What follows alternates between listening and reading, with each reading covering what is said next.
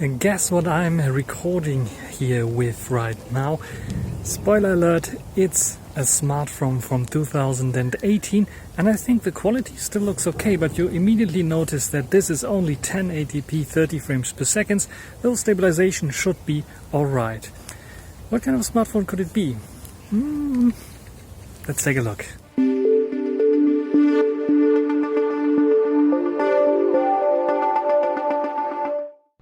A flagship device from a company that does not produce any smartphones anymore? Yeah, I'm talking about the BlackBerry Key 2, one of the last flagships that BlackBerry ever created, and it looks beautiful. Still nowadays has a wonderful design, wonderful keyboard, but also the back has this sturdy material, and yeah, it looks very, very nice with its silver accent color. And of course it also features some nice, interesting cameras. The first time that BlackBerry used two camera modules here, and it's a telezoom and a normal wide angle camera, both 12 megapixels, and here you can see the specs. No, I did not switch to an ultra wide angle. This is just simply using a selfie stick also to stabilize 4K 30, because the better stabilization that you saw before doesn't work in 4K or even 1080p 60, which this camera also supports. This is 4K 30, the maximum that you can record with this camera. And yeah, what do you think about this? The interesting thing at 4K 30 is that you have a limit of 5 minutes to record, and there's no button to switch lenses, so I can only focus on something and I can digitally crop in, and I think it is a 2x digital crop only that I have here on the BlackBerry Key 2. It falls apart as soon as I have the sun in the background, because this camera does not have very good HDR at all. 2018 was not the year of HDR in video. It was a year of HDR in photos, however, and let's take a look at some photos of this BlackBerry Key 2. Here are the photos, and first I am surprised by relatively good HDR. I was expecting no good HDR at all, everything black, but this photo shot against the sun, as you can see here, is pretty good. And yeah, what we can see here is a pretty damn good shot. And if you zoom in to 100%, you can see, of course, it is a bit soft. Details are basically not there, especially in the trees here, because it is not this one chip that is pixel binning 48 megapixels to 12 and adding information that wasn't there for the 12 or isn't there for 12 megapixel shot, but 12 megapixel it is, and this is a true 12 megapixel shot with all its softness, not so much of over sharpening going on. You can see it's nice and sharp here, and to the sides it gets a little bit unsharp there. So the next shot, also HDR shot. Here you can see that not against the sun we have a little bit of more contrast and shadow going on, because the HDR did not kick in here in this case. Still the softness looks a little bit painted here as well, so it's not the best. This shot, by the way, has been done with the main camera, and the next one has been done with the 2x zoom. I was zooming on this little leaf that you can see here, or this little branch of the tree, and it looks okay on first glance, but if I zoom in you will see some artifacts here and there, and I'm not so quite sure if it's really using the zoom lens for this shot or it's just cropping into the main lens. It looks a little bit, we got bokeh, which is nice, so I assume it is doing something with the second lens, but it's not so nice and clear as you would hope for. Selfies is also a mixed bag here against the sun a little bit. I thought my face would be darker, but HDR is also kind of working. I'm looking a bit red, and it's not the sharpest photo. You can see that it's more focusing on the background, so clearly this fixed focus is meant for me to holding it a bit further, this phone a bit further from me.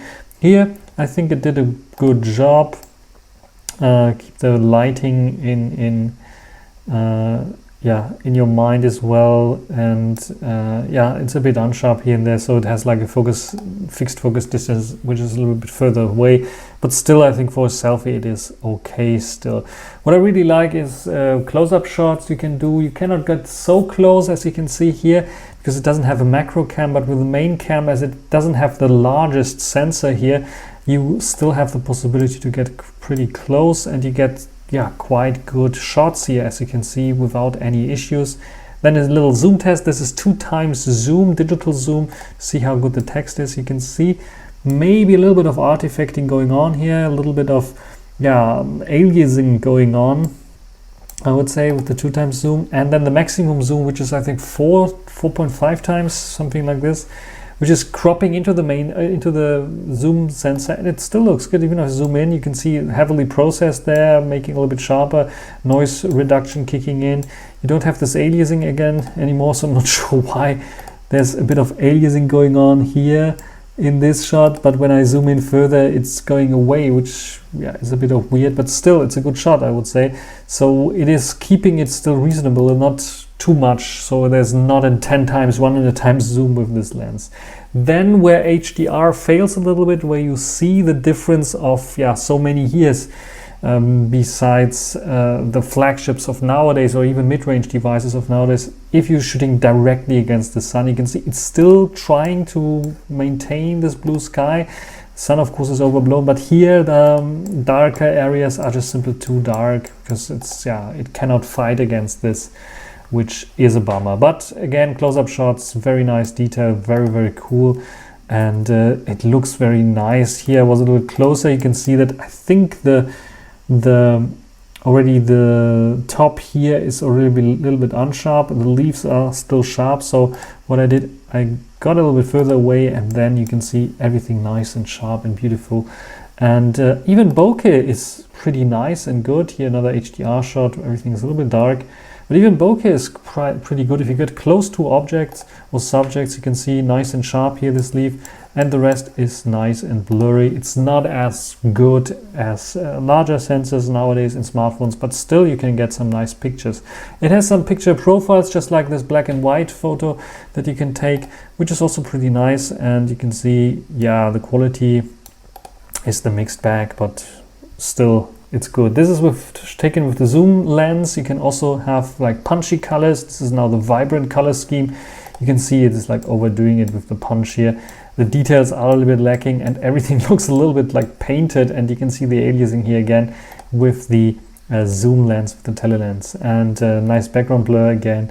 You get pretty artistic and nice shots with this as well. It all depends on the one who's taking the photograph and the scene that you want to capture, and if you have enough time, you can get nice pictures here also of those flowers. So in general, I think the photos are adequate for the year the camera came out. There are probably better phones in this area with better cameras that took better photos, especially with HDR, because it wasn't the best. I remember clearly testing it and even had like issues in saying that even the predecessor, the BlackBerry Key 1, had a little bit of better photo quality.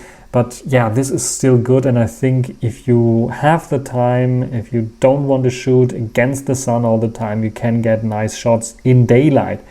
Where it falls apart is, of course, nighttime photography, and this is where we see the greatest progress made in the mainstream. Of course, the high-end flagships, they were always good at this, but in the mainstream, also mid-range devices are much, much better right now. So what you can see here is dim lit situation, so it's not completely dark, but it is already a little bit darker than what I saw with my eyes, and you can see a lot of grain and noises there already. It doesn't have this computational photography where it stacks or puts one image on top of the other. And in even darker situations where almost no light, it's falling apart completely. Not as much as I thought it would be, I have to say, but still it's very grainy here. You can still see the color, which is nice, and but down here you don't notice anything what's there. But the cool thing is, like, by default I think is set to automatic flash. So if you have a flash on your smartphone, even if it's like 2, 3, 4 years old, you still can get such a shot where you can still clearly see stuff. But also with this flash shot, you can still see already in the sides here, especially, there is some grain already going on. So it is a bit dark for it, but you can at least see what's in this chamber here, which is pretty interesting. So it is behaving like a typical phone would behave from this time area when it comes to darker shots and the night shots. So don't expect wonders here. All in all, it is still usable, I would say, but what would you say? Just write it down in the comments section. Well, last but not least, selfie video against the sun a little bit because the sun is there.